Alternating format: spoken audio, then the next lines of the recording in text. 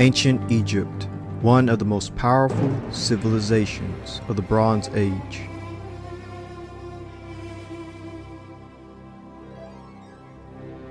Conqueror of Nubia, breadbasket of the known world. Land of great wealth and beauty. Tamer of the Nile River, and builder of great monuments and temples that reach the heavens. Mother of civilization, and great wanderer of the world. But even this mighty kingdom nearly fell to ruin had it not been by the power and blessings of the Most High Hashem through a Hebrew man named Joseph. Shalom and welcome. This episode will cover the life of Joseph. Our goal is to figure out which dynasty and kingdom of Egypt was Joseph a part of. Also, our goal is to figure out the biology of the Egyptians and early Hebrews of this period.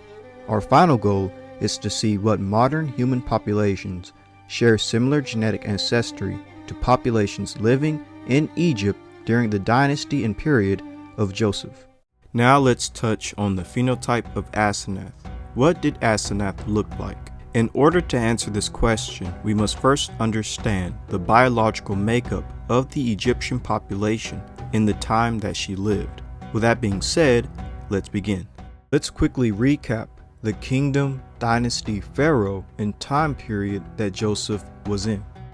Most scholars think Joseph lived in Egypt between 2000 and 1600 BC. The historical period, known as the Middle Kingdom, lasts from 2000 to 1786 BC. This is one of Egypt's greatest times. There are 8 pharaohs during this time, comprising Egypt's 12th dynasty. Joseph might have come to Egypt during the reign of Sesostris II, 1894 through 1878 BC. He most likely begins his career under Sesostris III, 1878 through 1841 BC. He lives in Egypt for 71 years, so Joseph dies in approximately 1805 BCE during the reign of Amenemhat III, 1841 through 1797 BC. According to 1 Kings chapter 6 verse 1, the Exodus occurs 480 years before the 4th year of Solomon. Solomon's 4th year is 966 BCE. That places the Exodus at circa 1446 BCE. Joseph was the vizier of Egypt in the Middle Kingdom 12th dynasty period to Pharaoh Sesostris III. Now that we understand what time period Joseph and the early Hebrew population was in Egypt, now let's look into the biology of Middle Kingdom 12th dynasty Egyptians. Let's first begin with one of the last pharaohs of the 11th dynasty, Mentuhotep II. Mentuhotep II of ancient Egypt's 11th dynasty, who starting as the ruler of the southernmost Egypt in about 2008 BCE, reunified the country by defeating his rivals and ushered in the period known as the Middle Kingdom. What's interesting about Mentuhotep II is that it's believed he was of Nubian origin. According to the book titled Historical Dictionary of Ancient and Modern Nubia, it reads, "The transition from the 11th dynasty to the 12th dynasty in the Middle Kingdom was not smooth. If it is correct to assume that Mentuhotep II of the 11th dynasty was quite possibly of Nubian origin." And according to the book Ancient Egyptian Imperialism, it reads, "There are other reasons to think that Mentuhotep II preferred to employ diplomacy in his relation with Nubian rulers. Scholars have long noted that in certain funerary monuments, the black skin of Mentuhotep's subsidiary wives is deliberately contrasted with the pale pigmentation of their maidservants, as well as with the ruddy brown skin of male attendants.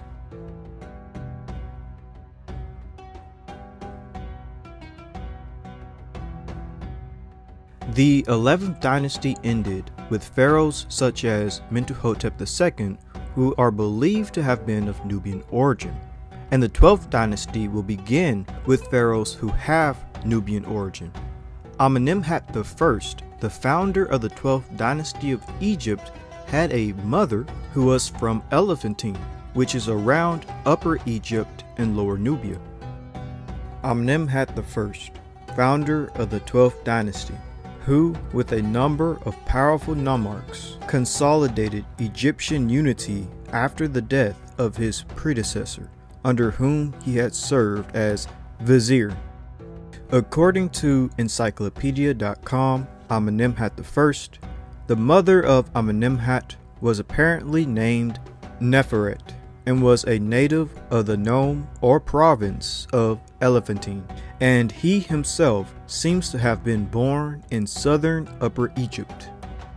And according to the paper titled A Forgotten Governor of Elephantine during the 12th dynasty, and it reads, "From the statue in the temple of Elephantine, we know that his origins are to be found there, as well as his mother. This opens up several questions about the role of the elite families of Elephantine at the end of the first intermediate period and the beginning of the 12th dynasty, especially taking into account that Amenemhat I's mother came from that region according to the prophecy of Nefertiti." And according to the book titled A History of Ancient Egypt, it reads, "Amenemhes himself was not a Theban, but the son of a woman from Elephantine, called Noferet, and a priest called Sesostris, the man of the great goddess."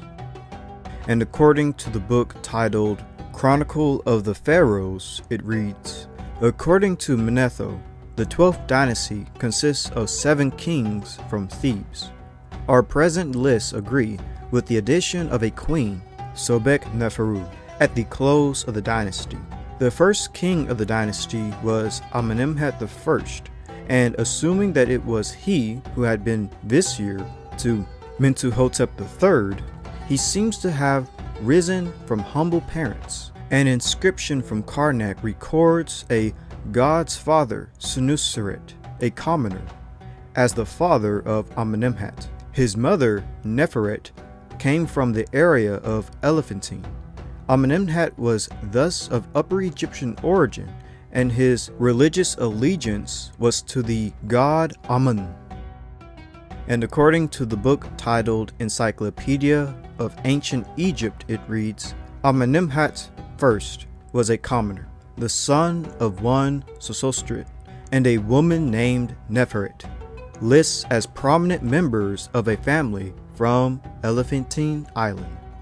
And according to the book titled Offerings to the Discerning Eye, it reads, "Without mentioning her name, Nefertiti simply stated that the king's mother was a woman from the first Upper Egyptian nome.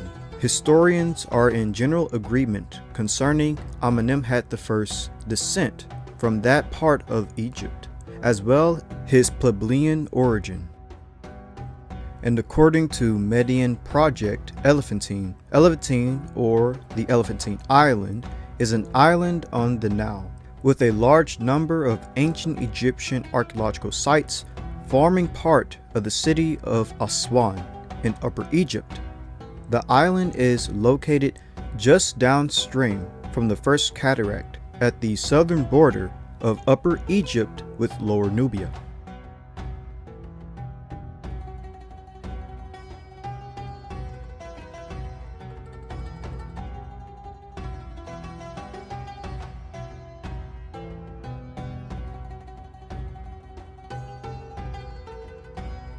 Amenemhat's mother is also said to be from Ta-Seti, which is in Nubia. According to the book titled Historical Dictionary of Ancient Nubia, it reads, "Amenemhat I, this founder of Dynasty 12 in the Middle Kingdom." Textual evidence suggests that Amenemhat I had a Ta-Seti or Nubian mother and may have been born at Elephantine in Aswan. And according to the book titled The Story of Egypt the civilization that shaped the world, and it reads, when former minister Amenemhat took the throne as Amenemhat I, his new 12th dynasty marked the beginning of the so-called Middle Kingdom. As the classic era of Egypt's cultural achievement, this included superbly crafted literary works of political spin, for it had apparently been prophesied that a king will come out of the south with the name Ameni, the son of a woman from Taseti, a child of Upper Egypt. He will seize the white crown and put on the red crown. He will unite the two powers. Since Taseti was the most southern region of Egypt, this implies that his mother was probably of Nubian descent and part of the Theban court. And according to the book titled Kingship, Power, and Legitimacy in Ancient Egypt, Chapter 5, The Beginning of the 12th Dynasty, and it reads, a literary text, the prophecy of Nefertiti, is used to shed light on the beginning of the reign of Amenemhat I. Then a king will come from the south, Ameni, the justified, by name, son of a woman of Taseti, child of Upper Egypt. The name Ameni is short for Amenemhat. And according to Encyclopedia of Ancient Egypt, it reads, Amenemhat, founder of the 12th dynasty, the prophecy of Neferu, also called Nefertiti, describes Amenemhat I as the son of a woman of Nubia, or of the Elephantine area in modern Aswan. And according to the University of Chicago, Ancient Nubia, A Group, 3800 through 3100 BC, the earliest writing of Taseti, land of the bow, an ancient Egyptian name for Nubia. And according to Live Science, Ancient Nubia, A Brief History, the ancient Nubians were also well known for their archery skills, and the Egyptians sometimes called their land Taseti, which means land of the bow. Amenemhat I's mother is basically a Nubian. She's coming from places either in Upper Egypt and Lower Nubia, or coming just directly from Nubia itself, places south of Egypt, which is all basically Nubian territory, or places heavily populated by Nubians. Therefore, Amenemhat I's mother is basically being called a Nubian. And according to the book titled The International Standard Bible Encyclopedia, and it reads, in fact, Amenemhat I, founder of the 12th dynasty, may have had a Nubian mother. And according to the book A History of Ancient Egypt, and it reads, the founder of the 12th dynasty restored order. Amenemhat I, whose family seems to have been politically unimportant before and whose mother came from Nubia, seized the throne around 1985.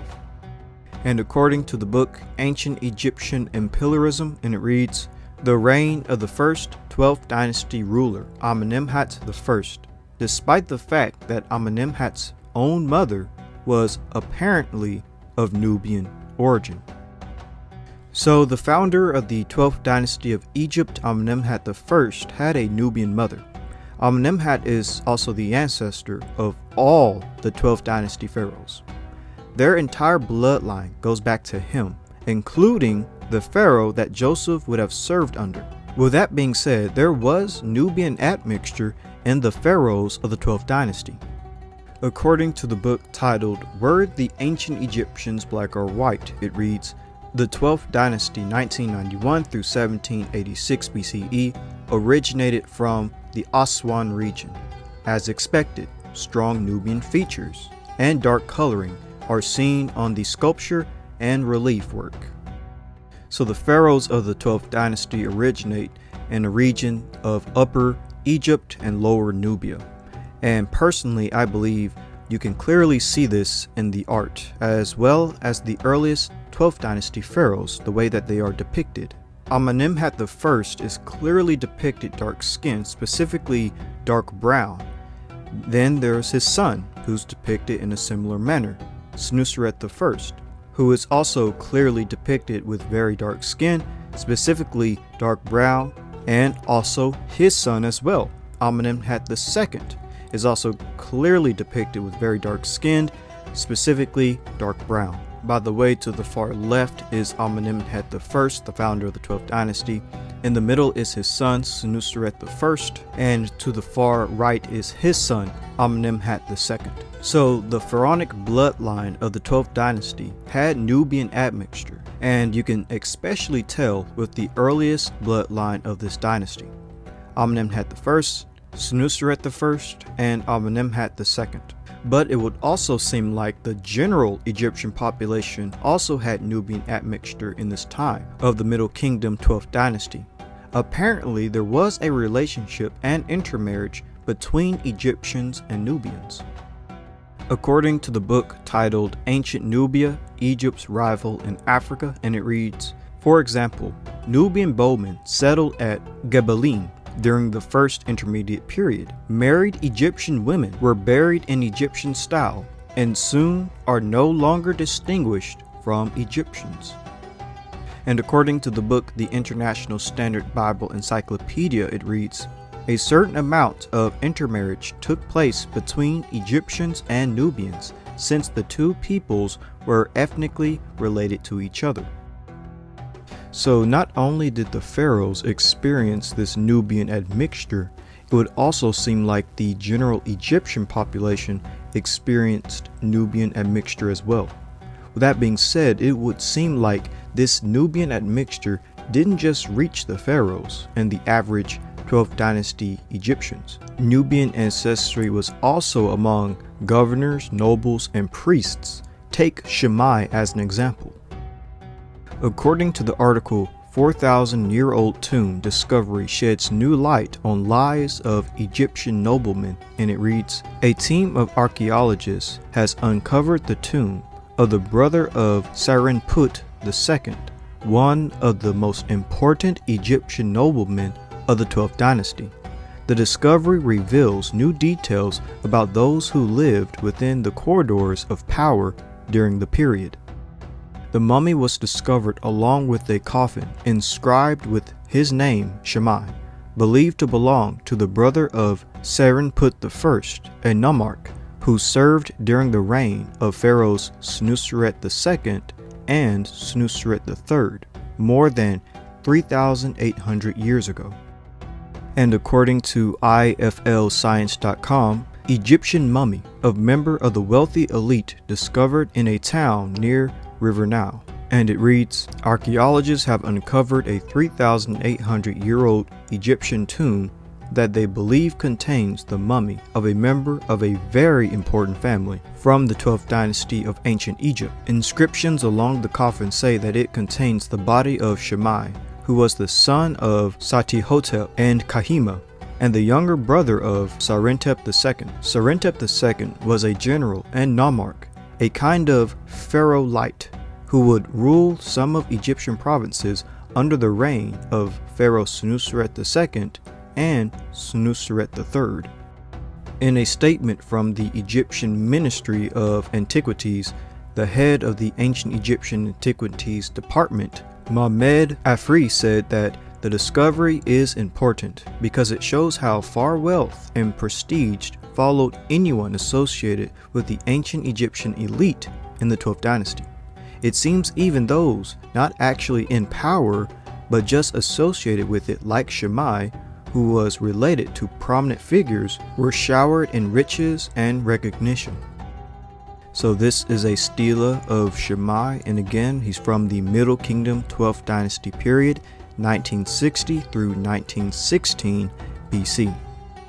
And this is Shammai's brother Senput II, who served during the pharaohs of Senuseret II and Senuseret III of the 12th dynasty. And again, he was a powerful nomarch. And I must add that Shammai's brother is clearly dark-skinned with medium brown skin, black hair, and dark eyes. But let's look at Shammai's CT scan and get an idea of what he and his family would have looked like. The following video will provide the answer.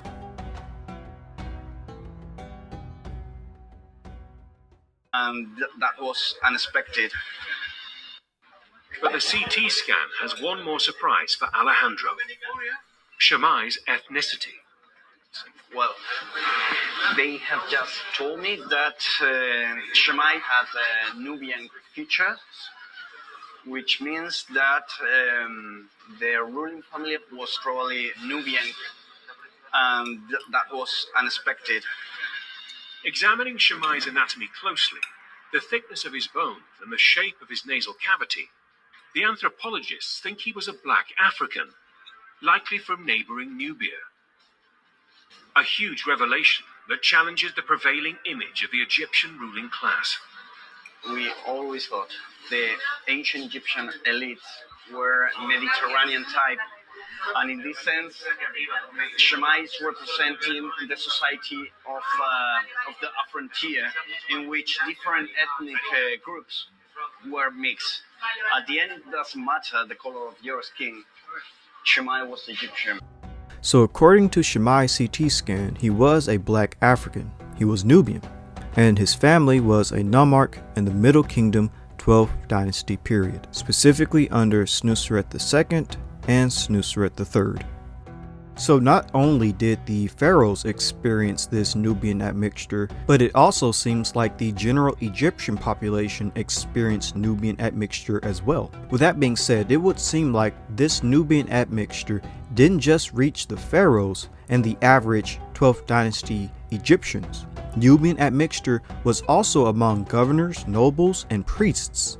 Take Khnum Nakht as an example. He bears the title son of governor, son of a governor, and Wab priest of Khnum, lord of Shashhotep, an Egyptian city. This man, Khnum Nakht, had a father that's believed to be Nubian. This source comes from the Manchester Museum, and it reads, "The two brothers came from Deref in Middle Egypt and originate from the 12th dynasty, circa 1985 through 1773 BC. Their burial was the finest non-royal tomb found in that area. Left body coffin of Khnum Nakht. Wooden coffin held the body of the Negroid brother." The inscriptions of the coffins state that Khnum Nakht was a great Wab priest of the local god Khnum, and both his father and grandfather bore the title of local mayor, although neither is named. This slight variation in the inscriptions, taken in conjunction with the men's marked anatomical differences, may indicate that their mother had two husbands, and that the father of Khnum Nakht possessed Nubian ancestry. During much of Egypt's history, there was a certain mingling of the peoples of Nubia with those of Egypt at all levels of society. The objective was to produce pictures using the clay busts as models. A sketch of Khnum Nakht left was made. He would seem to have been a man with strong features, all somewhat negroid in appearance. Skeleton of Khnum Nakht shows he probably reached early middle age and that the skull was negroid. And according to the paper titled "The Two Brothers, an Enlightening Study of Ancient Egyptian Teeth," and it reads, "The skulls were found to be strikingly different, with that of Khnum Nakht being markedly prognathinous and Nakht Ankh orthognathious. The protrusive nature of the maxilla and mandible of Khnum Nakht resulted in the conclusion that he was of black African descent, possibly Nubian. Although Khnum Nakht is believed to have a father that was negroid and Nubian, both Khnum Nakht and his brother Nakht Ankh shared the same mother. When their DNA was tested, the two brothers indeed have different fathers, but they shared the same mother, and according to DNA, their mother was of African origin. According to the paper Ancient Egyptian Identity, it reads, for example, short maternal DNA sequences have been recovered from the remains of a liver found in a canopic jar belonging to Nak-Ankh, a priest of the Middle Kingdom.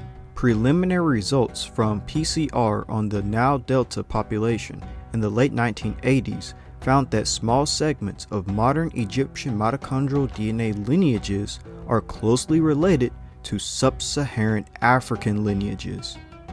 And according to the paper, the kinship of two 12th Dynasty mummies revealed by ancient DNA sequencing, and it reads, the SNP identities were consistent with the mtDNA haplogroup M1A1 with 88.05 through 91.27% degree of confidence, thus confirming the African origins of the two individuals. The shotgun data for Khanum Nakt did not yield any readings mapping to the Y chromosome. Of the remaining 5, 4 have different identities in Nakt-Ankh and Khanum Nakt, leaving just one SNP that is shared by both individuals.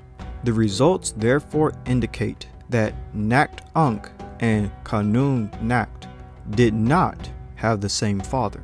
So genetically speaking, Khanum Nakt and Nak-Ankh have African ancestry. So African admixture is confirmed in Middle Kingdom 12th Dynasty Egyptians on a biological and scientific level. With that being said, what did the average Egyptian in the Middle Kingdom 12th Dynasty period look like? I gathered a plethora amount of depictions of Middle Kingdom 12th Dynasty Egyptians. This montage should give us an idea for the general Egyptian population and what they looked like at that time. You can find these images at metmuseum.org, Getty's Images, Almany Stock Photos, and Wikicoms, and type in Middle Kingdom Egypt wood models, paintings, stelas, etc. All of the images that you're about to see should come up. With that being said, let's begin.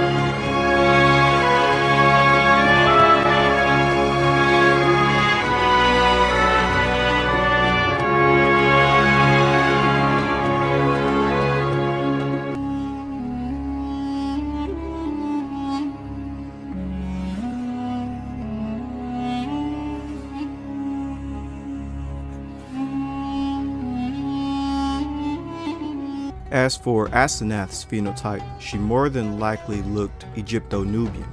12th Dynasty Middle Kingdom Egyptians had strong Nubian admixture and ancestry. You can see this from the pharaohs to the governors and the priests, and even the general Egyptian population. Therefore, we can safely assume that Asenath also would have had Nubian admixture and ancestry, since she was from this time period. Therefore, Asenath could have looked dark-skinned, specifically dark brown, with black thick hair and dark brown eyes. Basically, Asenath would look like the many depictions of 12th Dynasty Middle Kingdom Egyptians. I don't believe she would have looked any different from what we see in that time.